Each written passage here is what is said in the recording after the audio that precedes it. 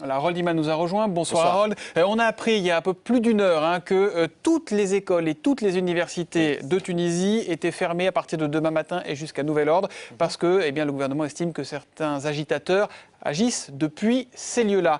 On parle de la Tunisie. On a beaucoup parlé également de l'Algérie où le calme est à peine revenu depuis quelques jours. Pourquoi ces deux pays se sont-ils enflammés quasiment au même moment? Une coïncidence dans un contexte assez semblable quand même, parce qu'en Algérie, il y a une crise du logement qui dure depuis assez longtemps et on a eu beaucoup de manifestations perlées. Et ils ont connu une hausse des prix du sucre et de l'huile toute récente, très très sévère. Alors qu'en Tunisie, il y a eu le suicide public d'un jeune chômeur qui a lancé toute la contestation. Donc, comme les dates étaient assez proches, eh bien voilà, vous avez ça. Mais en fait, les deux phénomènes ne sont pas liés, sauf que c'est un peu la même misère qui affecte les deux sociétés. La même misère dans deux sociétés qui sont quand même très différentes. Alors, il y a des ressemblances et des différences. On va voir ça. Il y a des différences parce qu'en Algérie, la presse est beaucoup plus libre, ce qui n'est pas le cas en Tunisie. C'est pour ça qu'on a un peu le blackout en ce moment.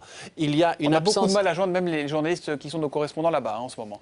Voilà. Et puis, il n'y a pas Al-Qaïda du tout en Tunisie, alors qu'il y a toujours ça en arrière-fond en Algérie. Alors, on se demande un peu de quoi parle le président Ben Ali quand il dit qu'il y a des terroristes, alors que son pays en est véritablement exempt. Et puis, il y a des ressemblances, bien sûr. Les clans économiques proches du pouvoir tiennent tous les leviers de l'économie, donc c'est un avenir bouché pour la jeunesse. La société civile est surveillée par la police, plus en Tunisie, mais quand même.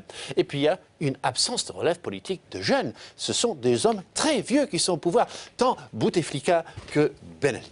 Et alors, Algérie, Tunisie, pourquoi le Maroc n'est pas concerné? Alors le Maroc, ça devrait être pareil, mais en fait, bon, il y a des facteurs qui mitigent. Parce qu'il y a une monarchie régnante qui a un prestige. Mohamed VI est au pouvoir depuis 1999, c'est le commandeur des croyants. Il a un réel prestige. Bon, et puis il a une alternance. Il y a la droite, il y a la gauche.